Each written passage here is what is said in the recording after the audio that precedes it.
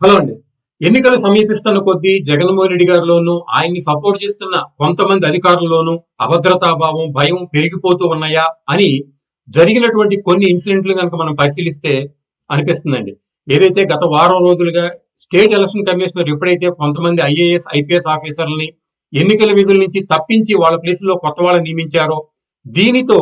ప్రజల్లో జగన్మోహన్ రెడ్డి గారి ప్రభుత్వం పట్ల, కొంతమంది అధికారుల పట్ల ఒక చెడు సంకేతం వెళ్ళటం, దీన్ని దిద్దుబాటు చర్యలో భాగంగా ఏదైతే జగన్మోహన్ రెడ్డి గారు ఎంచుకునే ఎదురుదాడిని ఐపీఎస్ అధికారులు కూడా అప్పచెప్పి ఐపీఎస్ అధికారుల చేత ప్రతిపక్ష నాయకుల్ని కొన్ని మీడియా సంస్థల్ని నిందిస్తూ వాళ్ళ మీద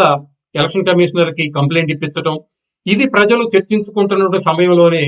ఈ రోజు కొత్తగా సిట్ కార్యాలయం వెనక కొన్ని డాక్యుమెంట్లను తగలబెడుతున్నారు అంటూ వీడియో ఫుటోస్ తో సహా ఎవిడెన్స్ తో సహా బయటికి రావడం, దాని మీద ఏదైతే ప్రతిపక్ష నాయకులు ఆరోపణలు చేయటం, ఆ ఆరోపణలకి ప్రభుత్వం నుంచి అధికారుల నుంచి కొన్ని సమాధానాలు రావడం, ఇవన్నీ గమనిస్తే అన్ని వేళ్లు ప్రభుత్వం వైపు, కొంతమంది అధికారుల వైపు, జగన్మోహన్ రెడ్డి గారి వైపే ఉన్నాయా అని అనిపిస్తుందండి. ఎందుకంటే ఏదైతే తెలుగుదేశం పార్టీ నాయకులు ఈ రోజు వీడియో ఫుటేజ్ తో సహా ఆరోపిస్తున్నారో, ఈ డాక్యుమెంట్లు కేవలం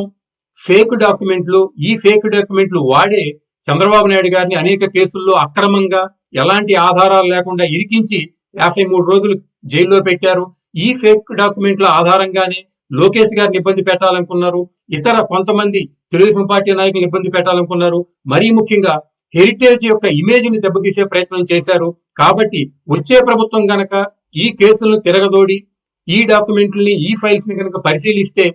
ఈ ఫేక్ డాక్యుమెంట్లు క్రియేట్ చేసింది ఎవరు, ఈ ఫేక్ డాక్యుమెంట్ల ఆధారంగా కేసులు పెట్టింది ఎవరు అని కనుక ఆలోచిస్తే ఈ అధికారులందరికీ ముప్పు వాటిల్లుతుంది, వీళ్ళ పదవికి ఎసరొస్తుంది అనే ఉద్దేశంతోనే వీళ్ళు కేవలం హెరిటేజ్ కి సంబంధించిన, హెరిటేజ్ వాళ్ళు ఇచ్చినటువంటి డాక్యుమెంట్లు, చంద్రబాబు నాయుడు గారి కేసులో ఏవైతే ఫైల్స్ ఉన్నాయో ఫేక్ డాక్యుమెంట్లు, ఆ డాక్యుమెంట్లు వాళ్ళు తగలబెట్టారు, ఇది జగన్మోహన్ రెడ్డి గారి కన్సర్న్లోనే జరిగింది అన్నటువంటి ఆరోపణ కనుక మనం గమనిస్తే, అదే నిజమని కనుక నమ్మితే ఖచ్చితంగా ప్రభుత్వానికి ఇది ఒక పెద్ద మచ్చ అండి. అంటే ఐఏఎస్, ఐపీఎస్ అధికారులు చేయవలసిన పని మాత్రం ఇది కాదు అని సామాన్యులు అనుకుంటారు. అయితే ఈ తెలుగుదేశం పార్టీ నాయకుల యొక్క ఆరోపణలకు ప్రతిస్పందిస్తూ జగన్మోహన్ రెడ్డి గారు ఏరు కోరి నియమించుకున్న చంద్రబాబు నాయుడు గారిని అరెస్ట్ చేయడంలో, అక్రమంగా అరెస్ట్ చేయడంలో కీలక పాత్ర పోషించినటువంటి, మరీ ముఖ్యంగా రాష్ట్రంలో ఉన్న వందల కొలది డిపార్ట్మెంట్లో ఎక్కడైనా కానీ ఏ ఫైల్ అయినా కానీ పరిశీలించి వాటి మీద అజమాయిషీ ఉండే విధంగా నాకు ఒక ఆర్డర్ ఇవ్వండి అని చెప్పినటువంటి కొల్లి రఘురామరెడ్డి గారు ఇచ్చినటువంటి స్టేట్మెంట్ కనుక వాళ్ళు మరి పరిశీలిస్తే ఖచ్చితంగా జగన్మోహన్ రెడ్డి గారి ప్రభుత్వాన్ని, ఈ కొంతమంది అధికారులది తప్పు ఈ విషయంలో ఉంది అని అనిపిస్తుందండి. ఎందుకనంటే కొల్లి రఘురామరెడ్డి గారు ఇచ్చినటువంటి స్టేట్మెంట్ ను కనుక పరిశీలిస్తే సామాన్యుడు, చదువుకోనివాడు, ఆలోచించడానికి ఇష్టపడినవాడు, ఆలోచించలేనివాడు ఖచ్చితంగా కామన్స్ ఆయన చెప్పింది కరెక్టే కదా అని అనుకుంటారు. కానీ చదువుకున్న వాళ్ళు, ఉద్యోగాలు చేసేవాళ్ళు ఏమాత్రం వ్యవస్థల పట్ల అవగాహన, ఏ చిన్న అవగాహన ఉన్నవాడైనా కానీ ఈ ఐపీఎస్ అధికారి చెప్పినటువంటి మాటను మనం విశ్వసించవచ్చా అని ఆలోచిస్తాడండి. ఎందుకంటే ఆయన చెప్పింది ఏంటి, ఈ డాక్యుమెంట్లన్నీ లక్షల కోలది పేపర్లు మేము ప్రింట్ చేసేటప్పుడు, జిరాక్స్ కాపీ తీసేటప్పుడు ఆ ప్రింటరు, జిరాక్స్ మెషిన్ వేడెక్కి, అలాగే వాటిల్లో ఇంకు లేక పిచ్చిగా వచ్చినటువంటి ఈ పేజీలను మేము వాళ్ళు తగలబెడుతున్నాం అని చూడడం జరిగిందండి. అంటే ఒక రాష్ట్ర అత్యున్నత సంస్థ అయినటువంటి ఈ ఇన్వెస్టిగేషన్ డిపార్ట్మెంట్ యొక్క హెడ్ క్వార్టర్స్ లో ఉన్నటువంటి ప్రింటర్లు కానీ, జిరాక్స్ మెషిన్లు కానీ రోడ్డు పక్కన ఒక టెంట్ వేసుకున్నటువంటి జిరాక్స్ లో ఉన్నట్టు విధంగా ఉంటాయా, లేదు ఒక పకడ్బందీ కంట్రోల్ సిస్టమ్ లో ఉంటాయా, వాటికి ఏమైనా ఏసీ సౌకర్యాలు ఉన్నాయా, ఏసీలు లేకపోతే ఎవరైనా సరే వేడెక్కి అనుకుంటాం, లేదు 24/7 ఓన్లీ ఒక ప్రింటర్ తోనూ, ఒక జిరాక్స్ మెషిన్ తోనే వీళ్ళు కాలక్షేపం చేస్తున్నారా, ఇవన్నీ కనుక పరిశీలిస్తే అసలు ఒక డాక్యుమెంట్ ని డిస్ట్రాయ్ చేయడానికి ఆంధ్రప్రదేశ్ లో గాని, రాజ్యాంగంలో గాని, ఈ ఐపీఎస్ కోడ్ లో గాని ఏమీ నిర్దేశితమైనటువంటి సూత్రాలు ఏమీ లేవా? ఎట్లా పడితే అట్లా ఏదైతే బజార్లో ఒక షాప్ లో దొరికిన పేపర్ నలిపోతలు పారేస్తారో అలాగే పడేయొచ్చా అని ఇవన్నీ కనుక ఆలోచిస్తే ఖచ్చితంగా కొల్లి రఘురామరెడ్డి గారు ఏదైతే చెప్పారో అది అబద్ధమై అనేటువంటి ఆలోచన మాత్రం మనకు వస్తుందండి. ఎందుకంటే సాధారణంగా ఒక హెడ్ క్వార్టర్స్ అంటే దానికి పకడ్బందీగా ఉంటుంది, మంది మార్బలం ఉంటుంది, హంగు ఆర్భాటాలు ఉంటాయి, ఎయిర్ కండిషనింగ్ ఉంటుంది, ఒకటి కాదు 2-3 ప్రింటర్లు, 2-3 జిరాక్స్లు మినిమం ఉంటాయి. ఎందుకంటే ఈ సిట్ అనేది కేవలం చంద్రబాబు నాయుడు గారి మీద కేసులే కాదంటే రాష్ట్రంలో ఉన్న ఏ కేసునైనా పరిశీలించాలి కాబట్టి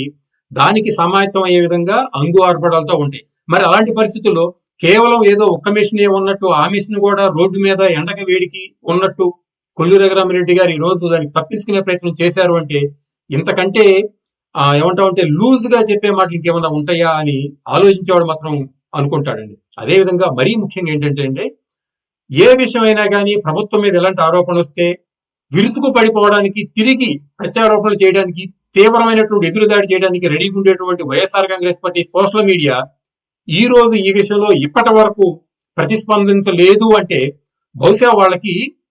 ఇన్పుట్ కానీ ఫీడింగ్ కానీ ఇంకా ఏ విధంగా దీని మీద మనం స్పందించాలి, ఏ విధంగా తిరిగి దీన్ని చంద్రబాబు నాయుడు గారి మీద ప్రతిపక్షాల మీద బురద వేయాలి అనేటువంటి డైరెక్షన్ రాక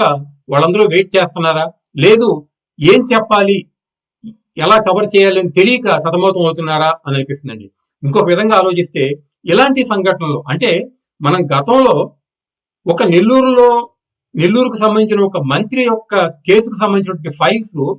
దొంగలు కోర్టులో దొంగతనం చేస్తూ కేవలం ఆ ఫైల్స్ మాత్రమే దొంగతనం చేస్తారంటే కోర్టులో ఉన్నటువంటి వందల వేల కేసులు ఏవైతే ఉన్నాయో ఆ ఫైల్స్ ఏవి పట్టుకుండా కేవలం ఆ మంత్రి గారి కేసు సంబంధించి మాత్రమే తీసుకెళ్లిపోయి దొంగలించేసి కేజీ లెక్క నమ్ముకున్నారు, లేదు ఇలాగే తగలబెట్టారో తెలియదు. అదేవిధంగా ఏదైతే రాష్ట్రంలో జగన్మోహన్ రెడ్డి గారికి సంబంధించినటువంటి కొన్ని ఏవైతే ఉండకూడదు అనుకున్నారో ఆ ఫైల్స్ మాత్రమే ఎలుకలు కొట్టేస్తాయి, ఆ ఫైల్స్ మాత్రమే తగలబడతాయి. ఏదైతే చంద్రబాబు నాయుడు గారి విషయంలో కూడా చూసుకుంటే